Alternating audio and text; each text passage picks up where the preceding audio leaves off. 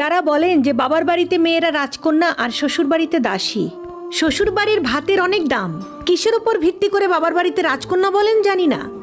এতটুকু বলি আপনার অভিজ্ঞতা স্বল্প, এখনো বাস্তবতা দেখেননি, এই জন্য বাবার বাড়িটা আপনার কাছে রাজপ্রাসাদ। অল্প বয়সে বিয়ে না হয়ে 30 বছর পর্যন্ত অবিবাহিত হয়ে ঘরে থাকেন, দেখেন ভাতের নলা গলা দিয়ে নামে কিনা।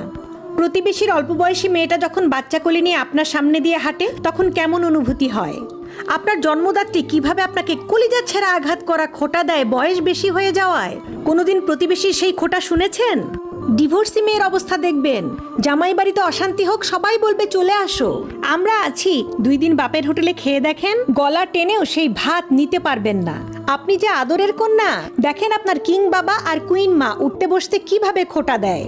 আর যদি ভাইয়ের হোটেলে খান ওইটা ভাত মনে হবে না, বিষ মনে হবে। আর আপনি যদি কালো হন আর কি বলবো, জন্মের পর থেকেই দেখবেন